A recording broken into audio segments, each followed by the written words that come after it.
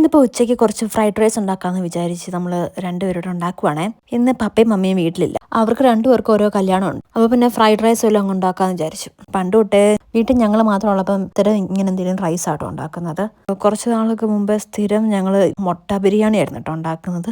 വേറെ ഒന്നും കൊണ്ടല്ല, ചിക്കൻ നമ്മുടെ വീട്ടിൽ ബഹിഷ്കരിച്ചിരിക്കുക. അപ്പോൾ പിന്നെ മുട്ട വെച്ച് ഞങ്ങളങ്ങ് കുക്കർ ബിരിയാണി ഉണ്ടാക്കും. അങ്ങനെ പിന്നെ ഇന്നിപ്പം ഞങ്ങൾ രാവിലെ പുറത്ത് പോയി കുറച്ച് ചിക്കനൊക്കെ വാങ്ങിച്ചു. ഞങ്ങൾക്ക് പിന്നെ പെർഫെക്റ്റ് റെസിപ്പി ഒന്നും ഇല്ല കേട്ടോ. ചുമ്മാ ഇഷ്ടപ്പെട്ട വെജിറ്റബിൾസ് ഒക്കെ കൊണ്ട് കട്ട് ചെയ്തിട്ട് അങ്ങ് സോട്ട് ചെയ്തിട്ട് അങ്ങ് ഉണ്ടാക്കുക കേട്ടോ. സോയാ സോസ് നോക്കിയപ്പോൾ അതും ഇല്ല, അതിൻ്റെയും ഡേറ്റ് കഴിഞ്ഞിരിക്കുക. പിന്നെ ഉള്ളത് കൊണ്ട് അങ്ങ് അഡ്ജസ്റ്റ് ചെയ്തു.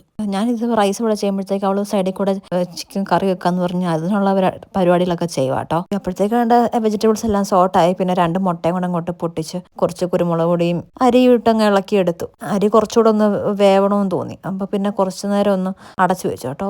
കുറച്ച് വെള്ളം ഒന്ന് ഒഴിച്ചിട്ട് ഒന്ന് അടച്ചു വെച്ചു. ഒരു വേവാത്ത മനസ്സില ഫ്രിഡ്ജിൽ ഇരിക്കുവായിരുന്നില്ല. അപ്പം എന്താ പറയുക, ഭയങ്കര ഡ്രൈ ആയിട്ടിരിക്കുന്ന പോലെ. അങ്ങനെ പിന്നെ കുറച്ച് നേരം അടച്ചു വെച്ചു. സൈഡിൽ കൂടെ എൻ്റെ അനിയത്തി നിന്ന് ചിക്കനൊക്കെ ക്ലീൻ ആക്കുന്നുണ്ടേ. പിന്നെ അതിൻ്റെ അകത്തുനിന്ന് കുറച്ച് ബോൺലെസ് പീസ് എടുത്ത് വറുക്കാനും വെച്ചു. കറി അവള് തന്നെ വെച്ചോളാന്ന് പറഞ്ഞു. ഞാനാണെങ്കിൽ സാലഡുള്ള പരിപാടിയൊക്കെ തുടങ്ങി. ബിരിയാണി ആയാലും ഫ്രൈഡ് റൈസ് ആയാലും ചിക്കനേക്കാളിലൊക്കെ എനിക്ക് കൂടുതൽ ഇഷ്ടം സാലഡാണേ.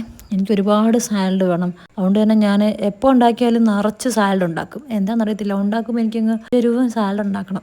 അത് കഴിഞ്ഞ് ഞാൻ ഓർത്തു സാലഡിന് വേണ്ടി അറിയാമെന്ന്. അങ്ങനെ സാലഡ് പെട്ടെന്ന് അങ്ങ് അരിഞ്ഞ് സൈഡിലോട്ടാക്കി. കുറച്ച് സവാളയും തക്കാളിയും പച്ചമുളകും കറിവേപ്പിലയും മാത്രമേ ഇട്ടുള്ളൂ. സാധാരണ ക്യാരറ്റും അരിഞ്ഞിടാറില്ല. ഇപ്പം പിന്നെ ക്യാരറ്റ് പിന്നെ അരിഞ്ഞിടുമ്പോഴത്തേക്ക് പിന്നെ ക്വാണ്ടിറ്റി കൂടുതലോ എന്ന് വിചാരിച്ച് പിന്നെ ക്യാരറ്റ് അരിഞ്ഞില്ല. സാലഡ് വെള്ളരി അവള് മുറിച്ച് വെച്ചായിരുന്നേ. പക്ഷേങ്കിൽ സാലഡ് വെള്ളരിയും തൈരും അങ്ങോട്ട് മാച്ച് ആവത്തില്ലെന്നൊരു വീഡിയോ ഉണ്ടായിരുന്നു. പിന്നെ തൊട്ട് അത് ഇടാറില്ല. ശരിക്കും പറഞ്ഞാൽ ഒരുപാട് വീഡിയോ കണ്ട് ഇപ്പം എന്തുവാ കഴിക്കേണ്ടാത്തെന്ന് മനസ്സിലാവാത്തൊരവസ്ഥയിലാണ്. അപ്പോഴത്തേക്കാണ്ട് ചിക്കനൊക്കെ ഫ്രൈ ആയിരുന്നു. പിന്നെ ചിക്കനും റൈസും ഇട്ട് ഇളക്കി. പിന്നെ കുറച്ച് പപ്പടം വറുത്തായിരുന്നു. അങ്ങനെ ഇന്നത്തെ ലഞ്ച് കഴിഞ്ഞു. ഓക്കെ, അപ്പോൾ ബൈ, നെക്സ്റ്റ് വീഡിയോയിൽ കാണാം.